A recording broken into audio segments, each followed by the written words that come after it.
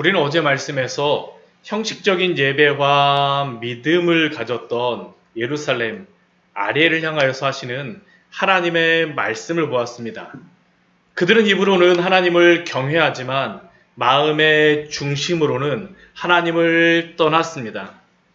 그러나 그럼에도 불구하고 말씀하셨던 하나님의 말씀이 무엇이었습니까? 우리 바로 오늘 읽었던 그 말씀 앞부분에 14절 말씀을 보게 되면 하나님이 이스라엘 백성들에게 이렇게 약속하여 주셨었죠. 내가 이 백성 중에 기이한 일, 곧 기이하고 가장 기이한 일을 다시 행하리니. 하나님께서는 내가 이 백성 중에 기이한 일, 곧 가장 기이한 일을 다시 행하리라고 약속하여 주셨습니다. 그리고 이러한 하나님의 놀라운 계획이 행하여질 때 인간의 지혜와 총명은 가려질 것입니다. 왜냐하면 하나님의 그 기이한 일, 그의 계획과 지혜가 이루어지기 때문에 하나님의 빛 앞에서 이 세상의 모든 빛은 그 빛을 잃는 것처럼 하나님의 지혜 앞에서 인간의 모든 지혜와 모든 계획은 가려질 수밖에 없습니다. 오늘 말씀은 바로 그것을 보여줍니다. 사람의 계획과 하나님의 계획이 무엇이 틀린지를 오늘 말씀을 통하여서 하나님께서 우리에게 분명히 보여주세요. 오늘 15절 말씀을 보게 되면 이렇게 시작하고 있죠. 자기의 계획을 여호와께 깊이 숨기려 하는 자들은 화 있을진저. 지금 남유다는 하나님 앞에서 자신의 계획을 숨기려고 하고 있습니다. 그들의 계획이 무엇입니까? 하나님을 의지하지 않고 애굽을 의지하려고 하는 것이죠.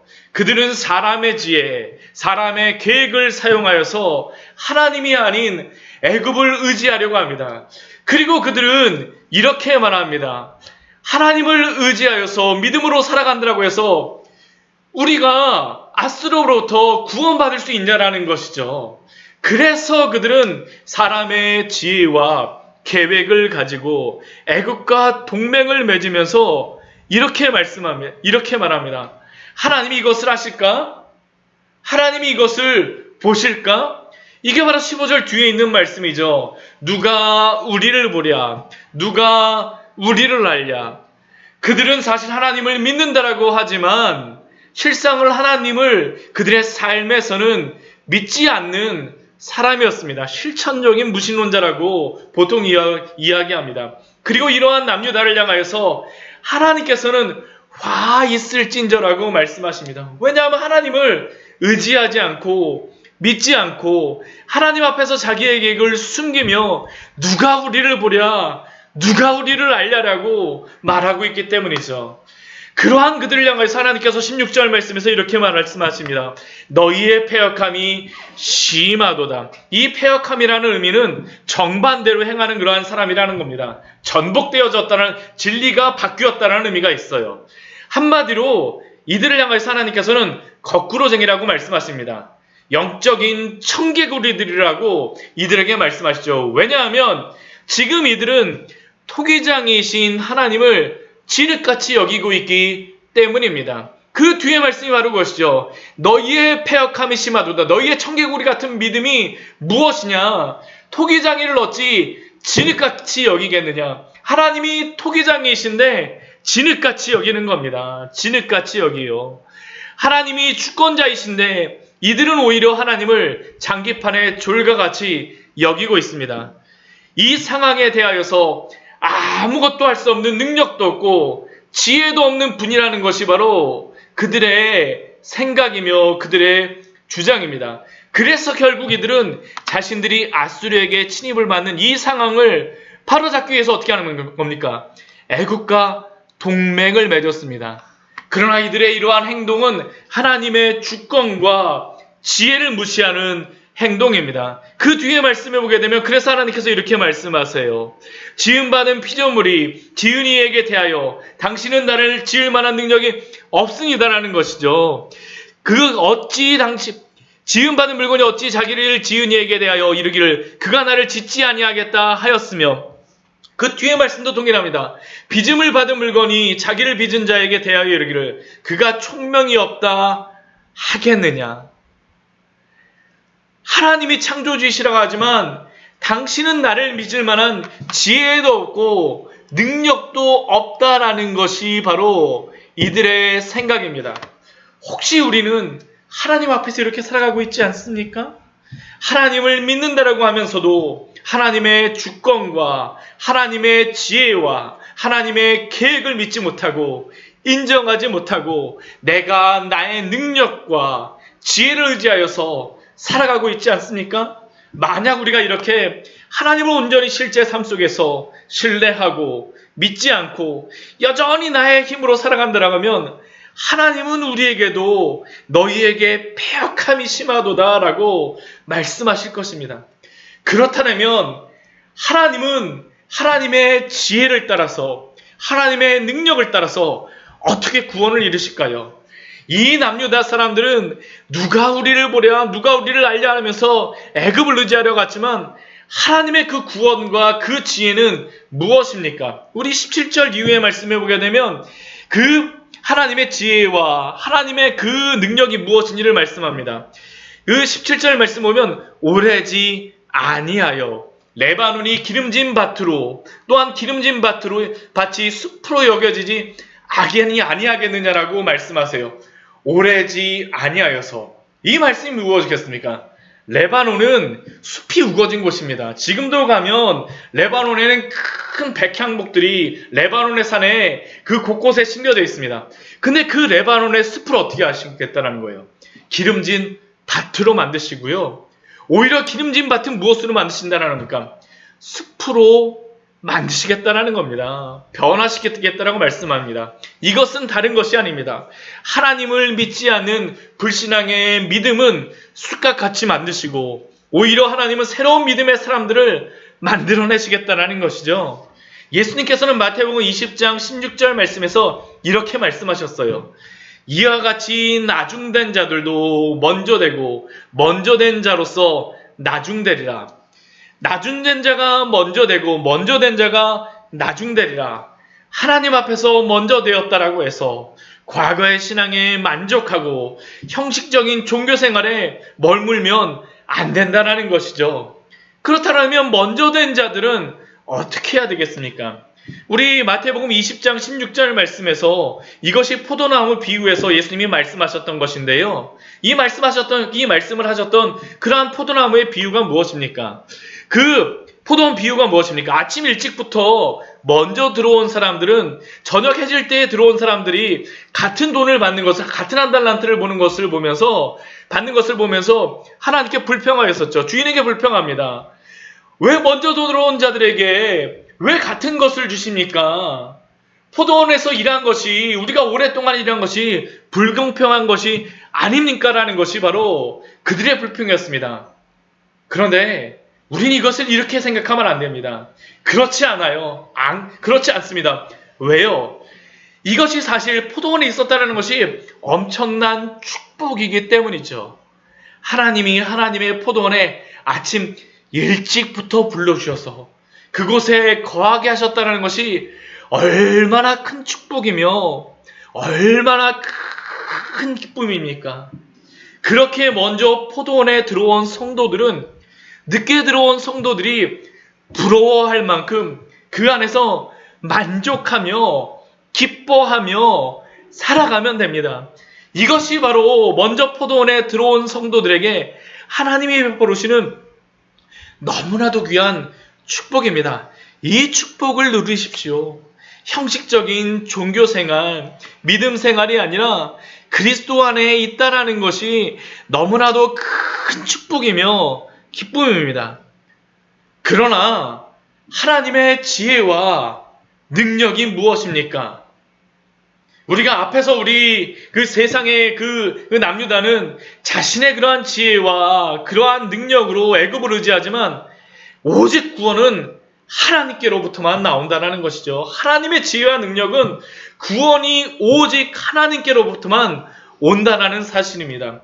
우리 앞에서 우리 레바논이 기름진 밭으로 변한다라고 말씀하셨는데 이것은 하나님을 몰랐던 사람들, 하나님의 말씀을 보면서도 못 듣는 사람이 못 듣는 사람이 듣게 되고 맹인이 보게 되는 것을 말씀하는 겁니다. 더 놀라운 것은 무엇입니까? 오늘 그 뒤에 말씀 18절 말씀을 보게 되면 이렇게 말씀하세요. 그날에 못 듣는 사람이 책의 말을 들을 것이며, 못 듣는 사람이요 책의 말을 듣습니다. 책의 말은 어떻습니까? 읽어야죠. 그런데 못 듣는 사람이 책의 말을 듣게 하세요. 우리 뒤에 말씀도 동일합니다. 어둡고 캄캄한 데에서 맹인의 눈이 볼 것이며, 맹인이 못 보는 자 아닙니까? 그런데 어디서 봅니까? 어둡고 캄캄한 데에서 보게 하신다는 겁니다. 하나님의 기적이죠. 하나님의 전적인 은혜입니다. 예수 그리스도를 통하여서 이루어지는 놀라운 메시아의 사역이 바로 이 말씀입니다. 예수님께서 이 말씀을 우리 마태복음 말씀에 보게 되면요, 세례 요한이 그 감옥 마켈루스 요새에 갇혀 있을 때에 예수님께 질문합니다. 예수님, 정말 당신이 하나님이 보내시는 그 분이십니까? 당신이 바로 메시아이고 그리스도입니까? 그리고 이렇게 세례 요한이 보냈던 그 제자들에게 예수님이 말씀하셨던 그 말씀이 바로 이 말씀에 있어요. 너희는 가서 듣고 보는 것을 요한에게 알리되, 무엇을 알리라고 합니까? 맹인이 보며, 못 걷는 사람이 걸으며, 나병 자가 깨끗함을 받으며, 못 듣는 자가 들으며, 죽은 자가 살아나며, 가난한 자에게 복음이 전파된다고 하라. 맹인이 보며 못 듣는 자가 듣는 것이 바로 예수님의 일입니다. 그리스도의 사역이에요. 메시아의 사역입니다. 그리고 이것은 이전에 하나님의 말씀을 듣지 못하였던 사람들이, 하나님의 말씀을 보아도 알지 못하였던 그 사람들이 그리스도의 복음을 통하여서 성령께서 그 영혼을 살아나게 하심으로 말미암아 일어나는 일입니다.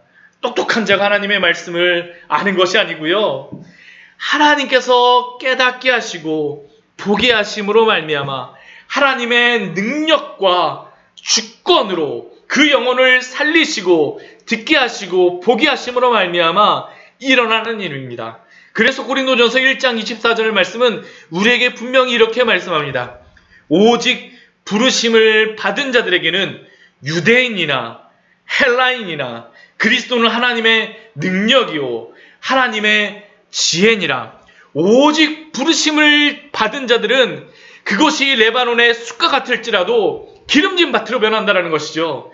이것이 바로 그리스도를 통해서 우리에게 주는 복음의 능력이요 하나님의 지혜입니다. 못 듣는 자, 못 보던 자들이 듣게 되고 보게 됩니다.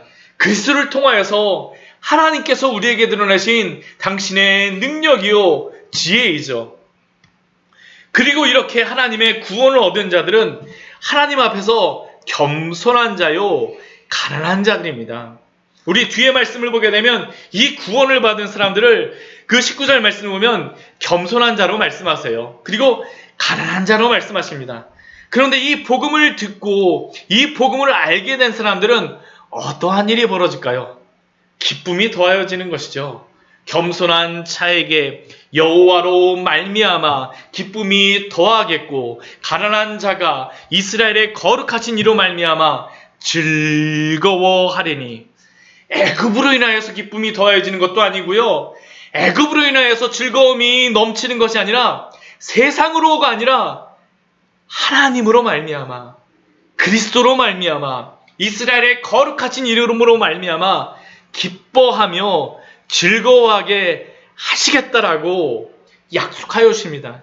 이것이 바로 하나님의 포도원에서 일하는 성도들이 누리는 놀라운 상급임을 믿으십시오. 우리에게 주셨습니다. 우리에게 주셨어요. 그러나 20절 말씀과 같이 하나님 앞에서 강포한 자, 오만한 자, 죄악의 기회를 엿보던 자들은 다 끊어질 것입니다. 이 세 부류의 사람들은 하나님 의지하는 사람들이 아니에요. 세상 의지하는 사람들입니다. 강포한 자는 누구입니까? 하나님을 의지하지 않고 나의 능력을 의지하고 애굽을 의지하는 자들이죠. 오만한 자는 누구입니까? 하나님을 의지하라는 그 하나님의 지혜를 조롱하였던 사람들, 교만한 자들입니다. 죄악의 기회를 엿보던 사람들은 누구입니까? 두 마음을 품는 사람들입니다. 겉으로는 신사같이 보이지만 속으로는 굉장히 하나님의 그러한 법을 벗어나서 허점을 이용해서 죄를 짓고자 하는 그러한 사람들입니다. 그 죄악의 기회를 엿보던 자들은 21절 말씀에서 더 자세히 설명해요. 무엇이라고 말씀합니까? 송사로 사람의 죄를 씌우며 성문에서 판단하는 자를 올무로 잡듯하며 헛된 일로 의인을 억울하게 하느니라. 이것은 한마디로 무슨 의미냐 하면 잘못된 증인을 사용하여서요 죄를 씌우게 한다는 것이고, 그 구분 변호사와 재판관을 통하여서 판단을 잘못하게 함으로 말미암아 올무를 씌우게 하는 것이고요, 의인을 억울하게 하는 것입니다. 이 시대에는 이러한 죄악들이 많이 행하여지죠. 그러나 하나님께서는 그날 이러한 모든 강포한 자, 오만한 자, 숨은 죄를 짓는 자들을 다 보시고 판단하시고 하나님이 심판하실 것입니다. 대신 하나님께서는 겸손한 자, 가난한 자를 구원하실 것이죠. 그렇기에 우리도 세상에 강포를 추구하지 마십시오. 오만을 추구하지 마세요. 죄악의 기회를 엿보지 마십시오. 하나님을 의지하십시오. 하나님 앞에서 겸손한 자, 가난한 자로 서시는 우리 귀한 성도님들 되시기를 축원합니다. 우리가 이렇게 살아가야 돼요. 그러나 하나님의 은혜가 있습니다. 비록 남유다의 백성들, 예루살렘의 사람들이 하나님을 의지하지 않았지만요, 그러나 하나님께서는 이들을 또 기억하세요. 다시 회복시키기를 원하십니다. 다시 하나님 앞에 오면 하나님께서 받아주세요. 그게 바로 22절 이후의 말씀이죠. 그러므로 아브라함의 구속하신 여호와께서 야곱 족속에 대하여 이같이 말씀하시되, 하나님이 이미 구원하셨던 야곱 족속, 그런데 어떻게 합니까? 애굽 의지하러 갔지 않았습니까? 그런데 이같이 말씀하세요. 야곱이 이제는 부끄러워하지 아니하겠고 그의 얼굴이 이제는 창백해지지 아니할 것이며, 하나님이 은혜를 베풀어 주기 때문입니다. 그 은혜가 무엇일까요? 하나님이 행하신 것을 보게 하세요.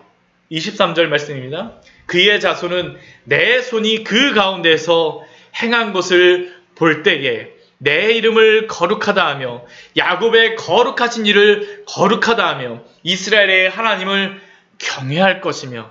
이것이 무엇입니까? 하나님이 하룻밤 사이에 그 아수르 사람들을 18만 5천 명을 애굽이 아니라 하나님께서 하룻밤 사이에 그들을 죽이심으로 말미암아 심판하심으로 말미암아 이스라엘 백성들을 구원하시지 않습니까? 그래서 이스라엘 백성들은 하나님이 행하신 것을 볼 수밖에 없습니다. 하나님을 보게 하시는 것이죠. 그래서 어떻게 합니까? 다시 한번 하나님을 거룩하다 하며 이스라엘의 하나님을 경외하게 되어지는 것입니다. 이것은 오늘날 우리도 동일합니다. 어떻게 우리가 구원받을 수 없는 자들이 어떻게 우리가 구원을 받았습니까? 그것은 바로 우리가 하나님께서 우리로 하여금 예수 그리스도의 십자가를 보게 하심으로 말미암아 일어나게 되어지는 것입니다. 우리 요한복음 3장의 말씀에 보게 되면 어떻게 거듭날 수 있냐라고 질문하였던 니고데모에게 예수님이 말씀하시는 그 말씀이 무엇입니까? 요한복음 3장 14절과 15절 말씀에 보게 되면 이렇게 말씀하시죠. 우리 요한복음 3장 14절과 15절 말씀 이렇게 우리 기록되어 있지 않습니까? 같이 한번 읽어보세요. 우리 요한복음 3장 14절과 15절 말씀입니다. 모세가 광야에서 뱀을 든 것 같이 인자도 들려야 하리니 이는 그를 믿는 자마다 영생을 얻게 하려 하심이니라. 이 말씀이 무슨 의미입니까? 모세가 광야에서 뱀을 든 것과 같이 지금 불뱀에 물려서 다 죽어가고 있어요. 그런데 이 불뱀을 물려서 죽어가는 백성들에게 모세를 통해 하나님이 말씀하셨던 것은 무엇입니까? 내가 모세를 향하여서 놋뱀을 만들어서 세우리니 이 놋뱀을 바라보라고 말씀하시죠. 그리고 그 놋뱀을 바라보았던 사람들은 구원을 얻을 것이지만 이 놋뱀이 내가 불뱀에 물려서 죽어가는데 무슨 소용이 있어라고 불신앙의 마음으로 끝까지 생각했던 사람들은 어떻습니까? 그냥 죽는 것입니다. 그냥 죽는 것이에요. 이것은 그리스도의 십자가도 동일합니다. 예수 그리스도의 십자가가 무슨 능력이 있어라고 하는 사람들은 심판을 받을 것이지만, 죽을 것이지만, 예수 그리스도의 십자가를 바라보는 사람들은 어떻게 할 것입니까? 구원을 받습니다. 구원을 받아요. 하나님의 능력과 지혜가 드러난 그 십자가를 바라볼 때에는 구원을 받는 것이죠. 오늘 말씀도 동일합니다. 그의 자손은 내 손이 그 가운데서 행한 것을 볼 때에 살아날 것입니다. 하나님이 행한 것을 볼 때에 살아날 것이죠. 그러나 18만 5천 명이 죽었다 할지라도 그 가운데에서 이것이 하나님이 행하신 것이 아니라 그냥 전염병이 하룻밤 사이 이 마음으로 말미암아 죽었다라고 말하였던 사람들은 어떻게 될까요? 하나님을 믿지 않습니다. 그 사람들은 하나님을 의지하지 않죠. 그러한 사람들은 구원을 받을 수가 없습니다. 그러나 하나님의 행한 것을 볼 때에 어떻게 됩니까? 하나님을 경외하게 하심으로 말미암아 구원을 받는 것이죠. 하나님을 보게 하세요. 우리 24절 말씀, 그 십자가를 볼 때에 일어나는 일이 있습니다. 마음이 혼미하던 자들도 총명하게 되며 원망하던 자들도 교훈을 받으리라 하셨느니라. 다른 것 바라보지 마십시오. 우리의 마음이 혼미하여질 때 세상에 많은 일들이 일어나지 않습니까? 세상 바라볼 때는 어떻게 될까요? 우리의 정신도 혼미해집니다. 그러나 하나님을 나의 구원으로 믿으며 예수 그리스도의 그 십자가를 바라보는 자는 어떻게 되겠습니까? 하나님께서 살려주신 것입니다. 우리의 혼미한 그 마음을 총명하게 하시고 원망하던 그 마음이 그리스도의 십자가로 말미암아 교훈을 받고 구원을 받게 되어지는 것이죠. 우리의 참 구원과 우리의 참 능력은 오직 예수 그리스도의 그 십자가밖에 없음을 기억하시기 바랍니다. 오늘 말씀은 사람의 계획과 하나님의 계획이 무엇인지를 우리에게 분명히 보여줍니다. 그리스도를 통하여서 이루실 그 구원이 무엇인지를 보여주십니다. 오늘도 그리스도의 그 십자가를 바라보십시오. 하나님이 이루시는 그 구원을 의지하시기 바랍니다. 그렇게 의지함으로 말미암아 살아갈 때에 오늘도 하나님께서 이 혼미한 세상 속에서, 이 어리석은 세상 속에서 우리로 하여금 하나님의 그 구원을 누리게 하시고 만족해 하시고 기쁘게 살아가게 하실 줄 믿습니다. 같이 기도하도록 하겠습니다.